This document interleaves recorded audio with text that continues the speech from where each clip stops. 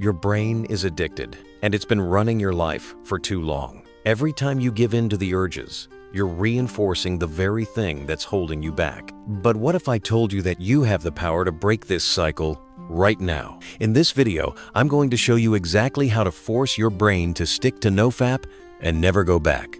It's time to take control, rewire your mind, and become the man you were always meant to be. If you don't know me already, I am Knight's Wisdom, and my goal with this channel is to help you go from a gooning loser to a real, God-fearing man who ends up becoming a great husband and a great father. Here's the truth. Your brain is addicted to easy pleasure. It's not your fault. Society has set you up for this. Your brain is designed to seek pleasure, and when it's constantly bombarded with instant gratification through porn, video games, or junk food, it's no wonder you can't stop. But here's the kicker. This isn't real pleasure. This is fake pleasure, empty pleasure, and it's slowly killing your potential. The real power comes when you can learn to control that dopamine hit. You need to break that cycle. Cold showers, hard workouts, fasting. These are the things that actually teach your brain what real satisfaction feels like.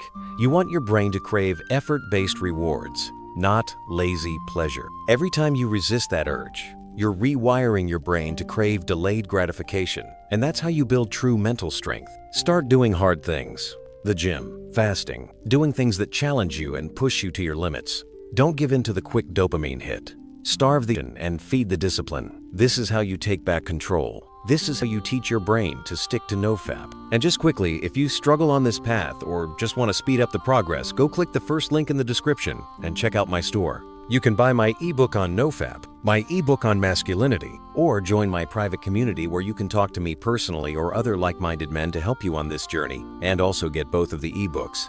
But now, let's continue. Go check it out for more info. The first thing you need to do is know your triggers. I'm talking about really knowing what sets you off. Stress, boredom, late nights, loneliness. These are the silent assassins of your progress. You don't even see them coming half the time, but they are always there, lurking in the background, waiting for the right moment to strike. When you're stressed, your brain craves relief.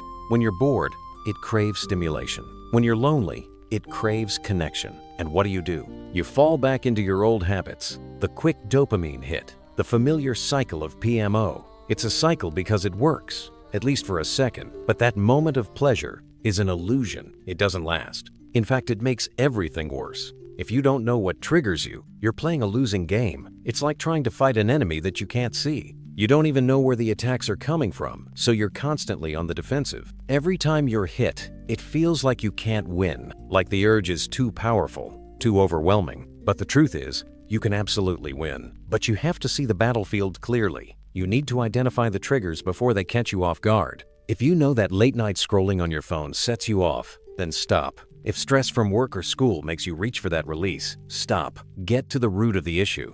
It's not the porn itself, it's what gets you to it. Once you identify your triggers, you can start to control your response to them. Then, you build your defenses. You don't just hope that you'll make it through. Hope isn't a strategy, action is. You have to actively set boundaries, create rules for yourself, and stick to them. No more phone in bed. That's rule number 1. Your phone is an enemy at night. It's too easy to slip back into the cycle when it's right next to you, when you're lying in bed, tired, and your mind starts wandering. It's an open invitation for temptation. You need to establish a hard rule. No phone in bed. That's your sacred space for sleep, not for scrolling, not for searching. If your phone is there, you'll always be one click away from giving in. And trust me, one click can lead to hours of wasted time, lost self-respect, and shattered goals. Make your phone less accessible. Get rid of the apps that are your biggest distractions. Grayscale your screen. When your brain sees a color screen, it lights up with the promise of stimulation. Make it dull. Make it boring. When your brain sees a boring screen, it'll stop seeking the dopamine hit it's so used to. And don't just do it for a couple of hours, do it for a whole day. Start with a digital detox. Set hours where you're completely disconnected from technology, and trust me, you'll feel the difference. Your brain needs it. It needs that break from constant input, constant noise, constant dopamine stimulation. Every time you eliminate the trigger before it catches you, you're strengthening your ability to resist. You're teaching your brain that it doesn't need that quick fix. You don't need it anymore. If you don't build these rules, if you don't make these boundaries clear, then every time you're faced with temptation, your brain is going to default to the old patterns.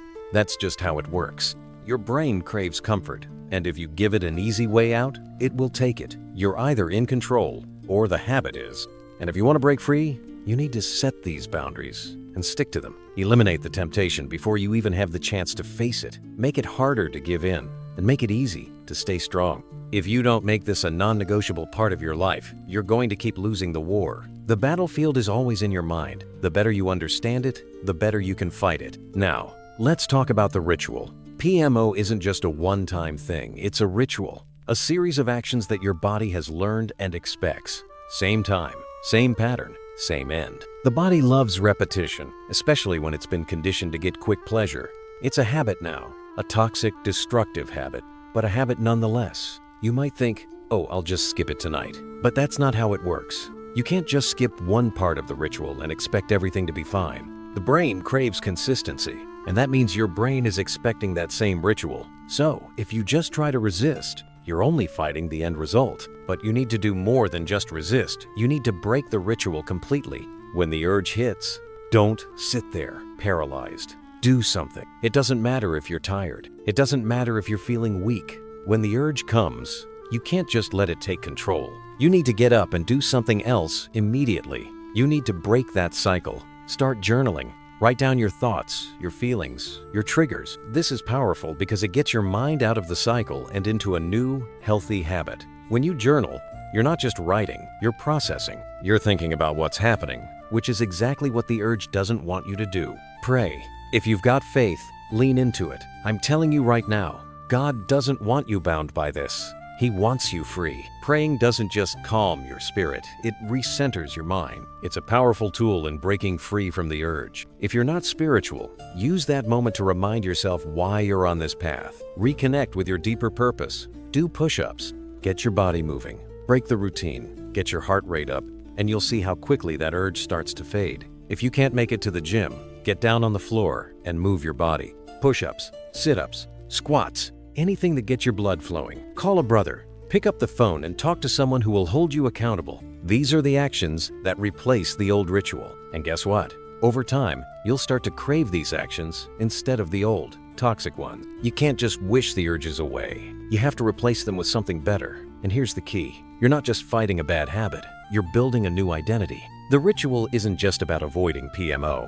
It's about creating a new version of yourself, one that's strong, disciplined, and free. Every time you disrupt the old ritual and replace it with something healthy, you're reprogramming your brain. You're teaching yourself that this new behavior is just as rewarding, if not more, than the old, destructive habit. It takes time, it takes consistency, but it's worth it. Change your ritual, and you change your life. You won't change without pressure. Let that sink in for a moment, because this is where most guys slip up. They try to make these changes in private, thinking it'll be easier.